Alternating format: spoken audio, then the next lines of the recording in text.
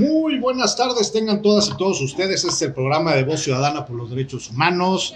Su servidor Luis Soriano. Hoy es 4 de marzo del 2024. Es la 1:15, 1:15 de la tarde. Y como ven, ya tenemos invitado de lujo.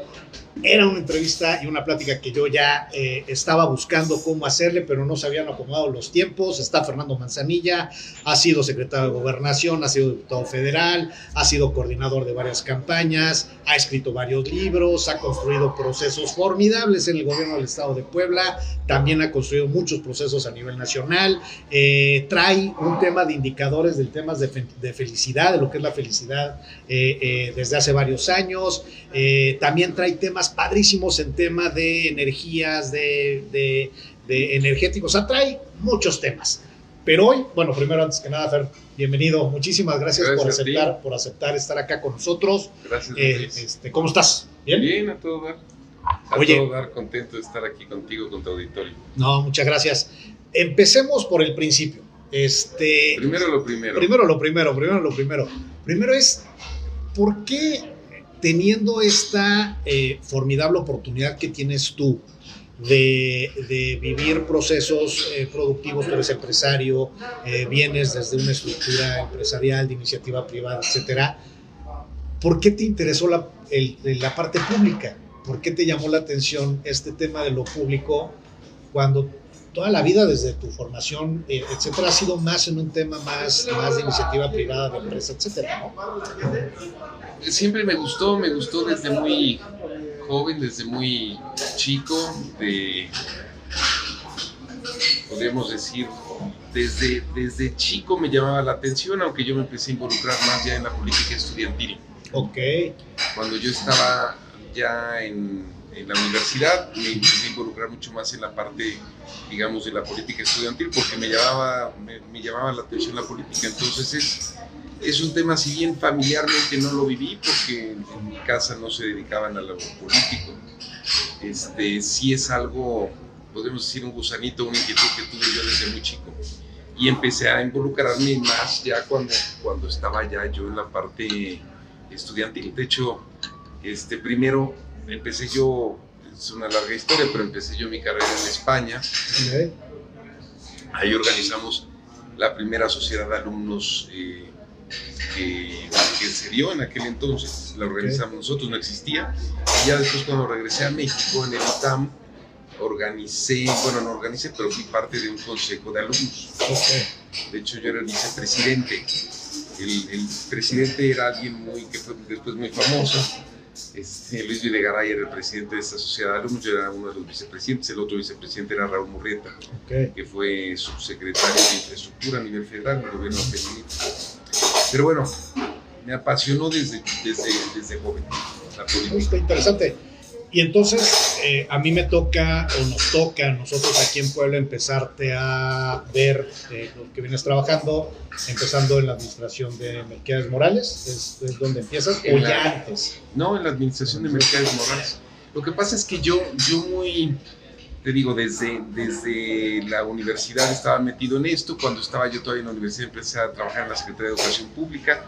En la Secretaría de Educación Pública, en ese momento, el secretario era, digamos, Ernesto Cedillo Ponce de León, y él se va de coordinador de campaña a la campaña de Luis Donaldo Colosio, ¿no? Okay. Y yo estaba todavía trabajando, estudiando, terminando la carrera, y me toca ya al final de mi carrera, con esa transición, digamos, de Cedillo a la campaña de Colosio. Se lleva Cedillo al que era mi jefe, Fernando Solís Cámara, y entonces acabo yo en la campaña de Colosio. Okay. Me toca pues todo el proceso de inicio de la campaña de Colosio, y después me toca, pues todo el magnicidio, todo lo que sucede. Me toca vivir eso muy de cerca. Luego me toca la sustitución de Cedillo como candidato, de coordinador de campaña, candidato presidencial, y entonces pues ahí me quedo. Y eso fue un proceso, una época previa a que me fuera yo a estudiar. O sea, termina esa campaña y ya me voy yo a estudiar mi posgrado de Estados Unidos, otra vez en política pública. Pero en esa campaña es cuando yo conozco a Melquiades Morales. Ah, ok, mira, eso no me la sabía. En la campaña ya de Cedillo, conozco yo a Melquiades Morales porque yo ya conocía por referencia a Melquiades Morales por Rafael Moreno Valle, que había trabajado con él. Y entonces cuando llega Cedillo como candidato, él me dice: oye, el licenciado Melquiades no conoce, iba a ser candidato al Senado de la República con Colosio, pero las listas no habían salido, y entonces él no conoce a nadie en esa campaña. ¿Podrías tú pues, conocerlo y vincularlo? Y efectivamente así conocí yo a Melquiades, que llegó con currículum en mano conmigo a decirme: oiga, licenciado, qué cosa, ¿no? Fíjese que yo había sido todo: diputado local, diputado federal, había sido presidente del Congreso, había sido secretario de Gobernación, había sido secretario general del Ayuntamiento, había sido prácticamente todo, salvo senador y gobernador. Y ahí lo conocí yo, y empezamos a construir una relación personal desde ese tiempo, que era una relación incluso que poca gente sabía, pero era una relación incluso que era una relación al margen o adicional a la que tenía, digamos, Rafael. Es decir, yo tenía una relación cercana con Rafael, pero fui construyendo desde antes una relación cercana yo personalmente con Melquiades. Eso es bien importante aclararlo, ¿no? Porque de repente los dichos es que fue Rafael, cuando en realidad fue como la conexión, o sea, se fueron alineando los planetas a que terminaron trabajando en proyectos juntos, ¿no? Sí. Incluso cuando él acaba después, ahí yo se lo presento a Fernando Solís Cámara, a Melquiades, se lo presento a Fernando, se lo presenta a Esteban Moctezuma, que era el coordinador de la campaña, y ya cuando salen las listas, él sale como candidato al Senado, y él le llama a Rafael en aquel entonces y le dice: doctor, gracias a Dios y gracias a usted, voy a ser senador de la República. Lo invito a coordinar mi campaña. Entonces cuando Rafael regresa, ya podríamos decir en otro nivel, a ayudar a Melquiades en su campaña al Senado. Pero sí, efectivamente, después de eso lo que viene es ya en el sexenio de Melquiades, iniciando Melquiades, es cuando en la campaña de Melquiades, ayudo yo desde fuera, y ya cuando viene él como gobernador es cuando empiezo yo a aparecer acá. De hecho, él me dice: Fer, ¿tú qué quieres? Entonces dije: yo quiero ser consultor externo. Yo no quería estar en el gobierno, ¿no? Yo quería armar mi empresa de consultoría en política pública y en gobierno y demás. Entonces, así como McKinsey ha ayudado a Bartlett, a mí me gustaría ayudarte a ti desde fuera. Y ese me dijo: no. Así tú tienes que estar desde dentro. Y dije: madre, sí, que ahora que hago yo desde dentro. Pero bueno, ese fue el origen de mi intervención y mi aparición en lo que es el gobierno del Estado de Puebla, año 99. Ajá, y a mí me toca conocer no a Fernando Manzanilla, sino al equipo de Fernando Manzanilla. Un equipo, a lo mejor mucha gente no lo sabe, pero construiste un equipo de puras lumbreras, jóvenes, muy jóvenes, hombres y mujeres muy jóvenes, abogados, actuarios, administradores, o sea, un equipo muy joven que empezaban a detonar proyectos desde su intelecto, desde su juventud, o sea, empezaste a administrar talentos muy jóvenes para la construcción de muchas de las políticas públicas que Melquiades Morales detonó en su administración. ¿Estás hablando eso en la campaña o ya en el gobierno estás hablando? Eso yo no sé. Yo sé que en el gobierno tenías un equipo así muy, muy marcado, que varios de ellos son amigas y amigos míos, y que yo supe de esto. Te conocí a ti a través de ellos. Sí, a ver, yo creo que en ese momento se dio en el gobierno una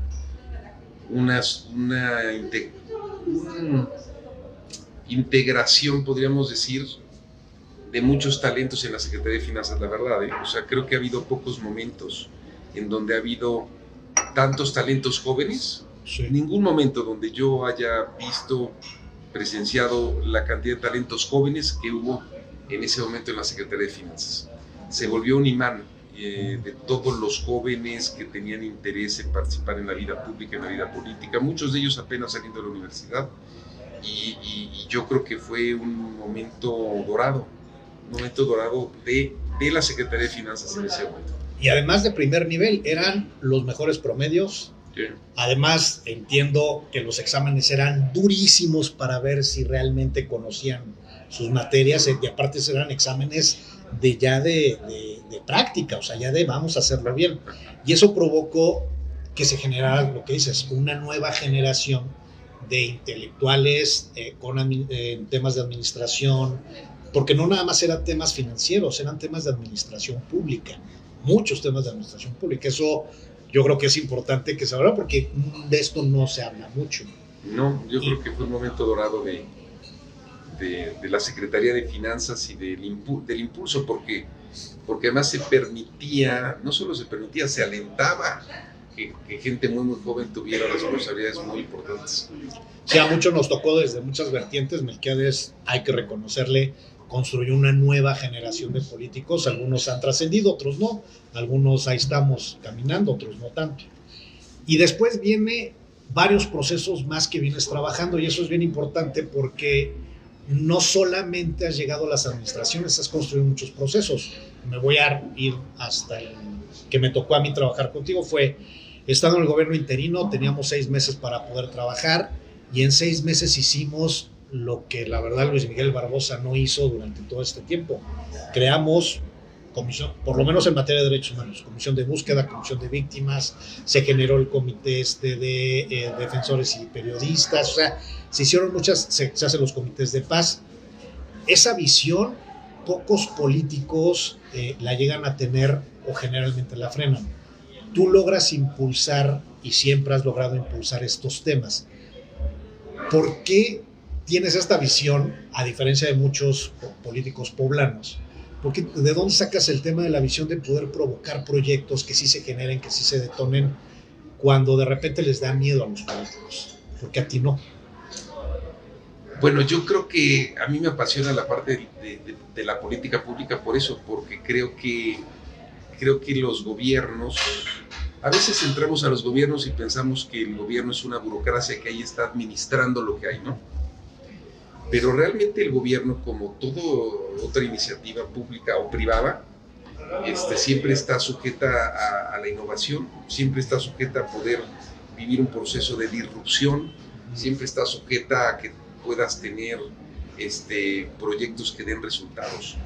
Y yo creo que ahí es donde se hace la diferencia, y creo que a mí lo que me apasiona del gobierno no es estar por estar en una burocracia, sino estar por las cosas que puedes hacer. El gobierno tiene la capacidad, por la cantidad de recursos humanos, financieros, materiales que tiene, o la cantidad que te puedes allegar desde ahí, de que puedes detonar muchos cambios. Y eso es lo que a mí me apasiona de la vida pública y de la vida política. Entonces, cada vez que estoy, la verdad es que sí, cuando llego a un área, es bueno, esta área qué hace, y no solo qué hace, sino qué podría hacer, y sobre qué podría hacer, qué horizonte temporal tenemos, y entonces qué podemos hacer para llegar a ese punto.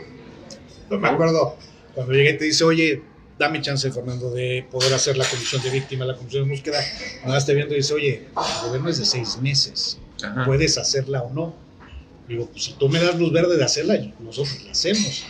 Y entonces esta oportunidad, muy pocas veces los jefes te lo permiten. Pero no solamente el tema ya como administración pública, o sea, ya estando en el gobierno lo operas así. Pero también en campañas se te ha visto a ti como una persona que logra estructurar, o sea, logra como ordenar estructuras, construir procesos.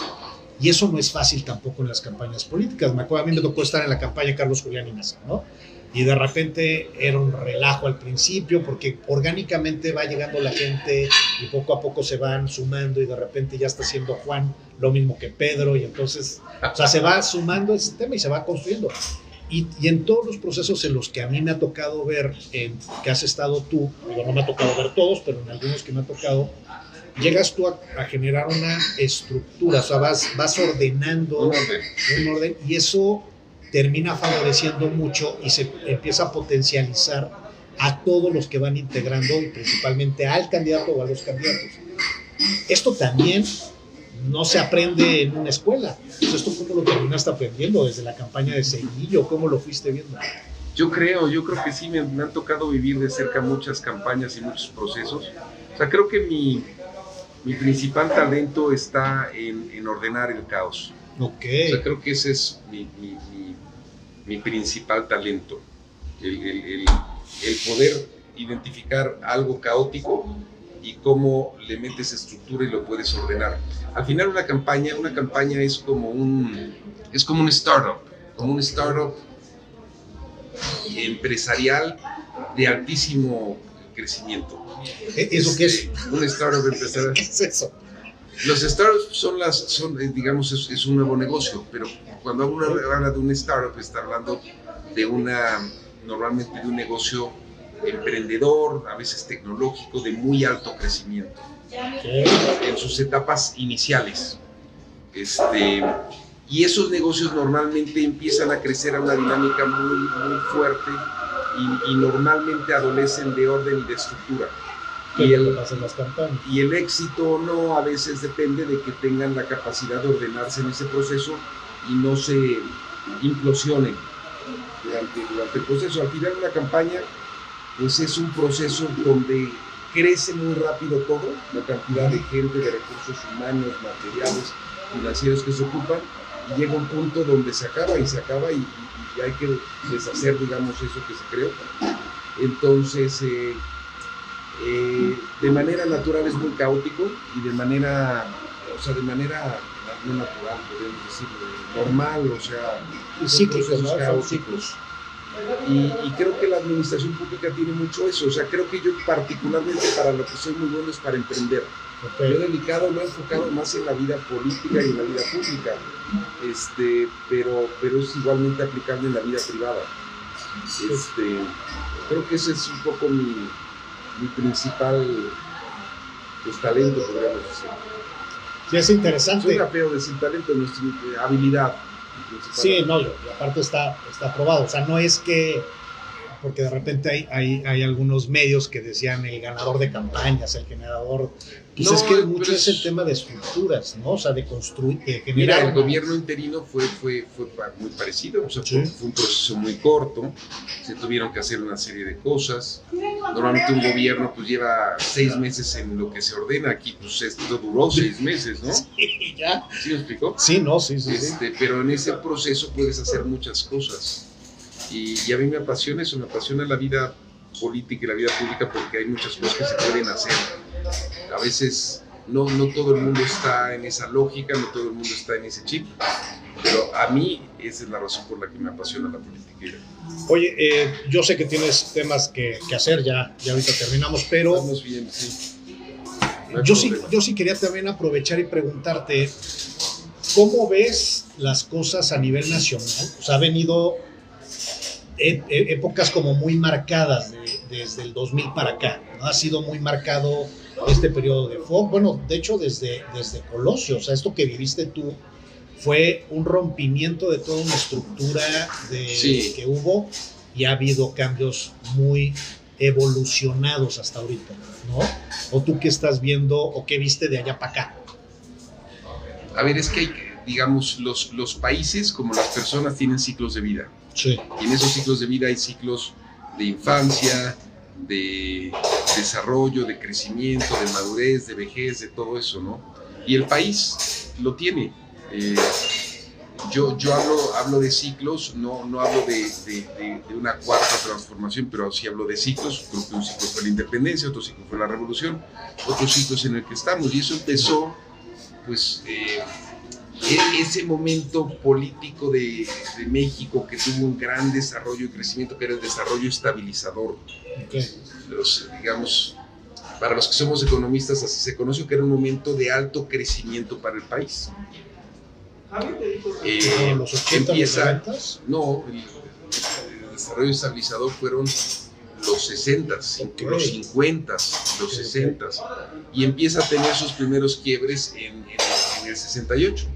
Okay. O sea, me voy hacia atrás porque realmente es un primer quiebre, aunque el sistema acaba quebrándose formalmente en el 88, donde es una elección cuyo resultado real no lo sabemos porque esos paquetes fueron quemados en su momento. Como para el contexto es cuando gana Salinas, que dicen que ganó Cuauhtémoc Cárdenas. Que dicen, ¿no? Que ganó Cuauhtémoc. pero al final nadie tuvo todas las actas, y las actas que se llegaron a tener... Las quemó Ceballos. Bueno, mandó quemar a Ceballos. Se acabaron quemando, ¿no? Entonces, bueno, pero el punto es que de ahí empieza una nueva época del 88, y sí, cierto, ese es el quiebre del sistema, pero se materializa ya en el 2000, con la llegada de Fox. Okay. Y la llegada de Fox implicó dos procesos, dos sexenios de gobiernos del PAN, donde no hay una transición formal, una transición política, y después regresa el PRI otra vez. Ese regreso del PRI pudo haber durado, yo creo que 2 sexenios más, pero es un gobierno que fue tan corrupto y tan corrupto, que genera las condiciones para que venga, digamos, el siguiente cambio con López Obrador en 2018. Y yo creo que López Obrador ya es el principio de un nuevo ciclo del país, así lo veo yo. El inicio de un cambio de régimen, el rompimiento completo ya del régimen anterior y el inicio de lo nuevo. Y estamos en eso, o sea, bueno, tú y yo fuimos parte de ese primer proceso, el primer sexenio, y ahora vendrá probablemente un refrendo, por lo que se ve en los números, un refrendo de un segundo claro, periodo para Morena, ¿no? Que es lo que dicen ellos del famoso segundo piso, ¿no? El tema de... Se establecieron ciertas bases ahorita, ¿no? Que es lo que dice Andrés Manuel, con la 4T, bueno, como dicen ellos, la 4T, y luego viene un tema de aterrizar las políticas de administración. Inclusive Claudia hace poquito, que es la candidata a presidenta, de repente dice, es que el tema de la reelección lo tenemos que quitar, ¿no? O sea, son como temas que se habían aprobado todavía en la 4T, que eran como temas. La reelección realmente se aprueba, sí es antes, es todavía en la época de Peña, en la segunda legislatura del gobierno de Peña todavía se aprueba. No toca, a lo mejor hay algún tema de reelección que tocó todavía en la legislatura. Sí, pero realmente el tema de la reelección viene del sexenio anterior. Sí, pero quienes terminan beneficiándose de todo esto son principalmente estructuras de Morena, o sea, candidatos de Morena, ¿no? Los que tuvieron posibilidad de reelegirse en la pasada, los que ahorita están viendo la posibilidad de reelegirse, así es. Sí, yo creo que, yo no creo mucho en eso de los segundos pisos o demás, creo que hay un cambio de régimen, se da, y ahorita Morena tiene la posibilidad real, como están los números, de repetir a nivel nacional y muy probablemente también a nivel estatal. Eso no quiere decir que Morena vaya a ser eterno, es más, o sea, si hay lo que ataba y viene atando a Morena históricamente a personajes tan disímbolos que vienen de distintos lugares y de distintos orígenes, ha sido López Obrador. Y realmente creo que ya en la ausencia de López Obrador veremos una Morena con una fuerza muy distinta. Y yo creo que veremos los gobiernos de Morena más enfocados no tanto en la política, sino en la administración pública. Y seguramente pues vendrá ya un proceso de una caída, yo la veo natural, le pasó al PAN, no tiene por qué no pasarle a Morena, del 24 al 2030, y vendrá ya un proceso, vete tú a saber qué pasa en el 2030, pues de una competencia diferente y distinta, ¿no? Sí, así como mucha gente ve estos procesos, o sea, finalmente el poder desgasta, el poder desgasta, así es. Y por muy buenos o por muy complejos que pudieran ser los tiempos, pues el desgaste va disminuyendo. Pero Andrés Manuel, él como persona, Andrés Manuel, es impresionante que pasara lo que pasara, sigue arriba del 50% de popularidad, 60%, o sea, Andrés Manuel sí es un fuera de serie dentro de todo lo que en estos años ha habido, ¿no? Sí. O sea, por eso Morena... Morena es Morena por López Obrador, y López Obrador pues ya se retira, porque sí es, digamos, la vida pública y la vida política, y ya no podrá estar ahí, y eso inevitablemente lo va a resentir Morena. O sea, la popularidad de Morena deriva de la popularidad de López Obrador, y cómo lo ha conseguido, pues lo ha conseguido digamos, en su forma de comunicar, en su forma, digamos, de transmitir ideas, en su cercanía que ha tenido a lo mejor con los programas sociales, ¿no? Pero sí ya no se ve, a ver, incluso es distinta esta campaña, que todavía está empezando apenas, pero a la que tuvimos en 2018. O sea, en 2018 era una efervescencia ciudadana que ya se iba construyendo. Yo a estas alturas estaba ya haciendo campaña y en las calles, o sea, en los cruceros te tocaban el claxon, poner un micro perforado era muy fácil. Eso hoy en día ya no es lo mismo. O sea, esta campaña no tiene el ánimo que existía en 2018. Porque lo que tú dices es mucho más fácil a veces ser opositor y venir desde la oposición a buscar el poder que desde el poder mantener el poder.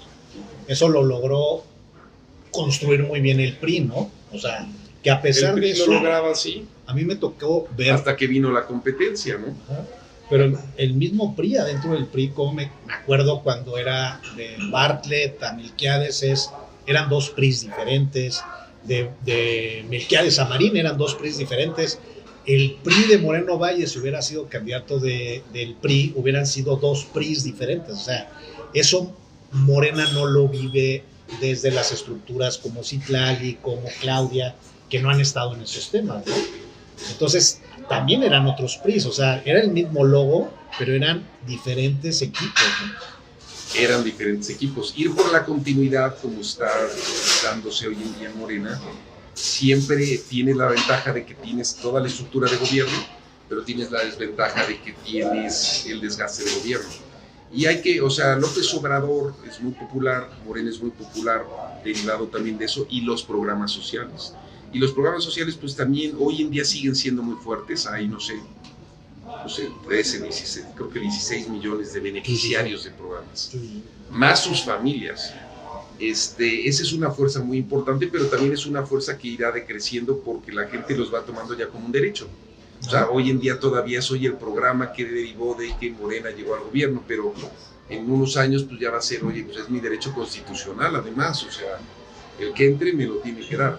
Entonces deja de ser un tema ya patrimonio tanto de un partido hacia adelante, todavía no.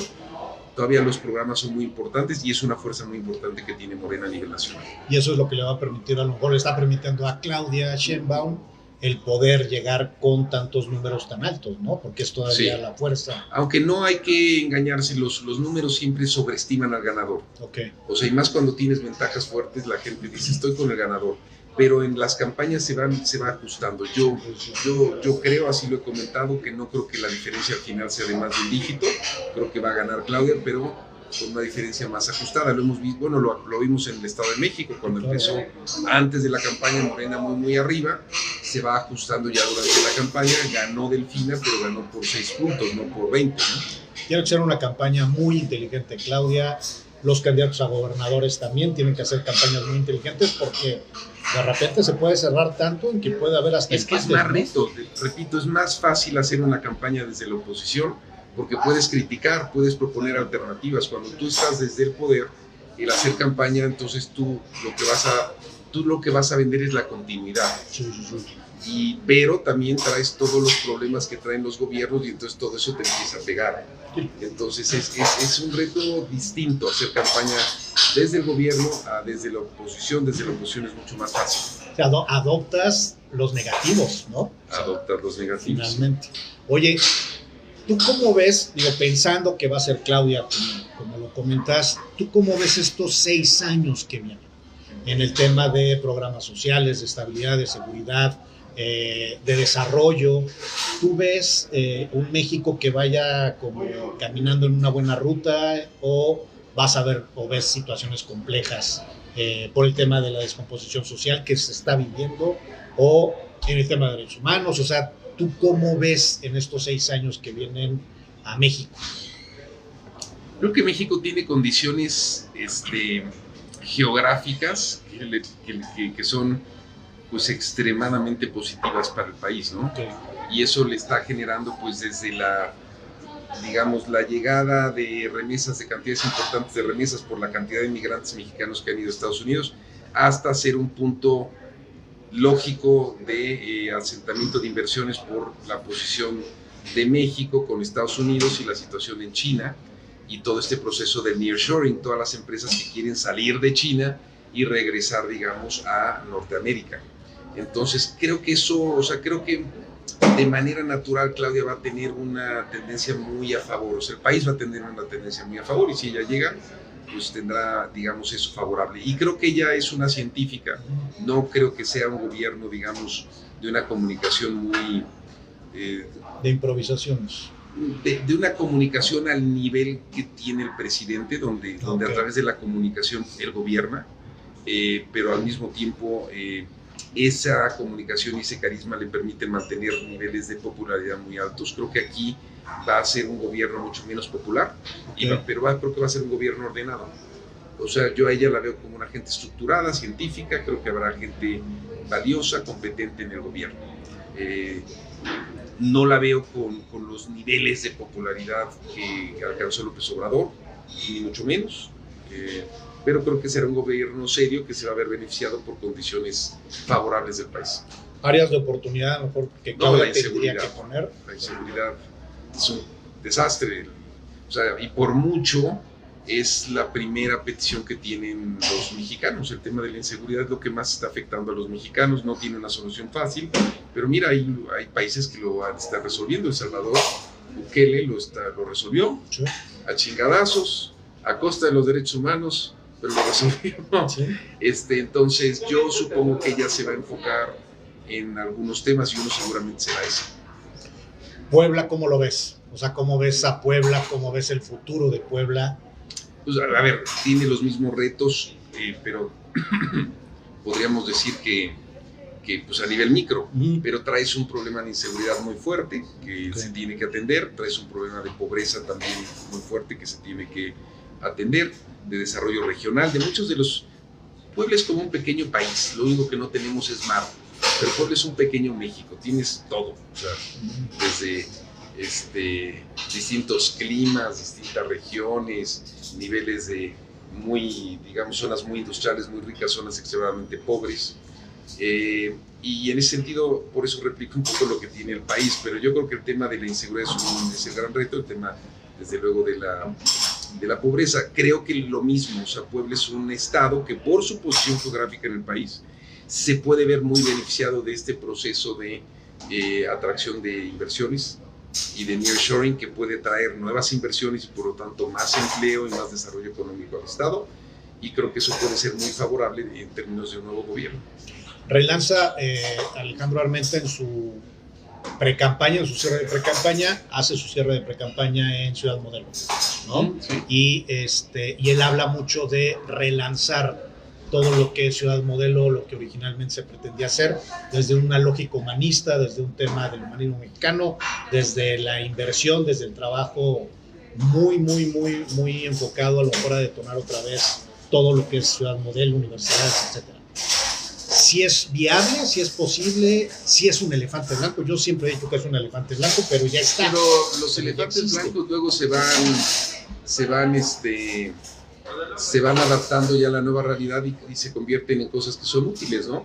Había en la época de Marino un elefante blanco que se llamaba la célula. Sí. Y esa célula después se utilizó, pues creo que para un tema de industria militar o alguna cosa así. Sí, que empiezan las fábricas. Hay una fábrica de tema de milicia, sí. Ajá. Sí. Creo que fue en la época de Tony Gadi que se le empezó a dar un uso, y ya hoy en día pues eso ya no es un elefante blanco, ya tiene un uso muy particular. Ciudad Modelo es una ciudad que no es ciudad y no es modelo, o sea, es un espacio de tierra que existe, que tiene un valor concreto y que seguramente podrá tener un uso que hoy en día no tiene. O sea, lo que iba a ser Ciudad Modelo no se dio la llegada de todos los proveedores a esa zona, de todos los proveedores de Audi, muchos se fueron a Tlaxcala, eso ya no se dio, pero ese espacio sí puede ser muy útil. A mí me llama la atención.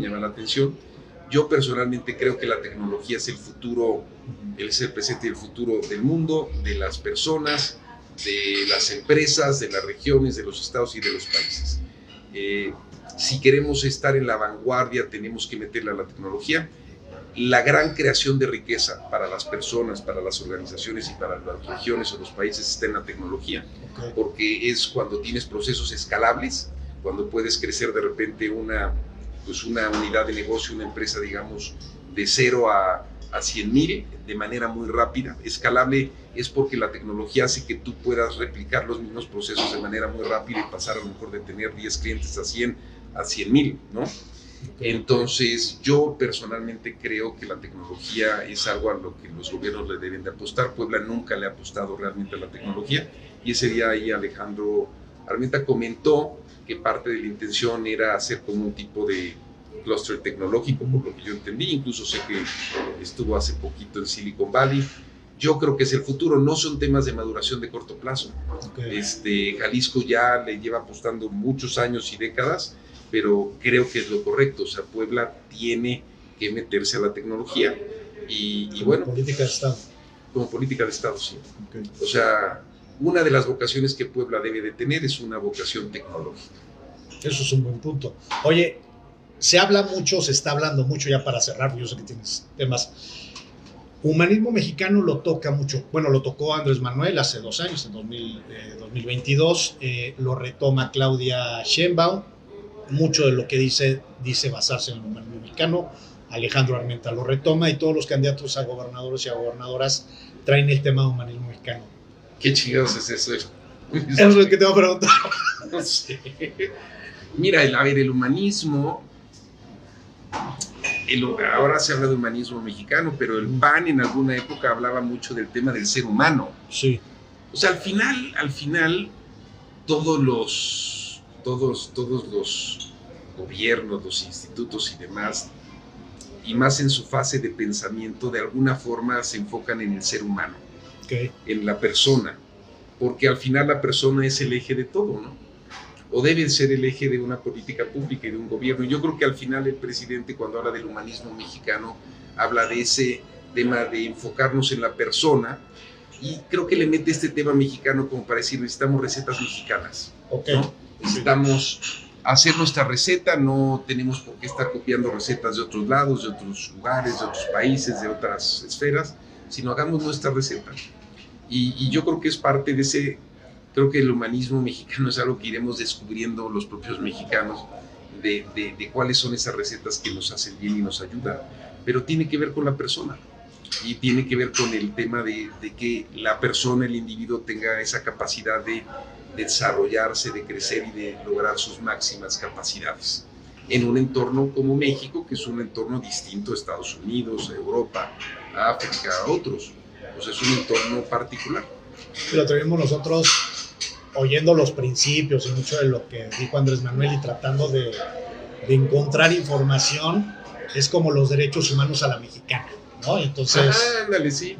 Es como nosotros lo traducimos, y en base a eso tratamos de caminar en esa ruta. Claro, porque tú quieres que el individuo que nazca tenga un derechos humanos a una serie de cosas, ¿no? A lo mejor desde tener una vivienda, tener agua, tener comida, pero tener una educación, tener salud, a la mexicana, o sea, en nuestro entorno, en nuestra realidad, en nuestras particularidades, ¿no? Y es bien importante, ¿no? Porque no traemos temas que no entendemos y que no son de acuerdo a nosotros, sino tratamos de construir desde la base, desde lo local, desde nuestra historia, como realidades que sí pueden ser funcionales, ¿no? Y finalmente para encontrar la dignidad. Mira, yo en eso yo pienso diferente.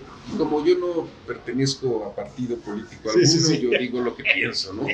Yo creo que no está mal ver las cosas que funcionan en otros lados. O sea, cuando los seres humanos somos humanos, ¿no? No somos seres de otros planetas, no somos extraterrestres. Claro. Entonces, lo que funciona a veces en un lado, funciona en otro lado, pero la cosa es que no puedes trasplantar de repente conceptos tal cual.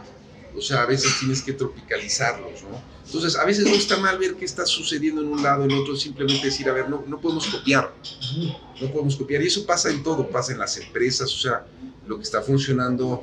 Imagínate que te dedicas tú a la telefonía aquí, pero se dedica a alguien más o tú vas a Europa y ves cosas que funcionan allá. Pues a lo mejor agarras ideas y ya luego ves si hay algunas de esas ideas que puedes incorporar aquí en el entorno mexicano.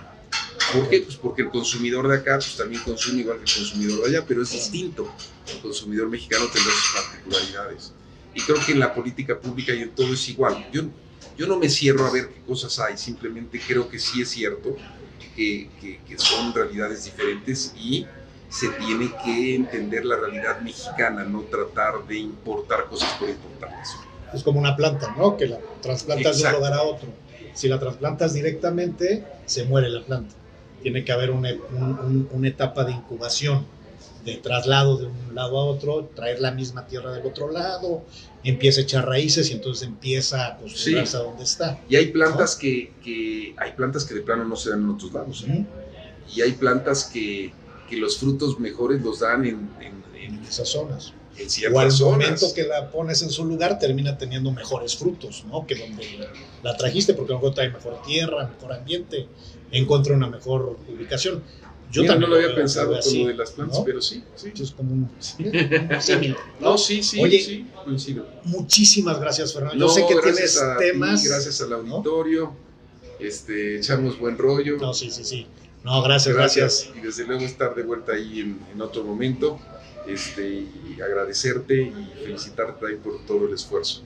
Gracias. Es importante que se den estos temas de discusión, abona, creo yo, a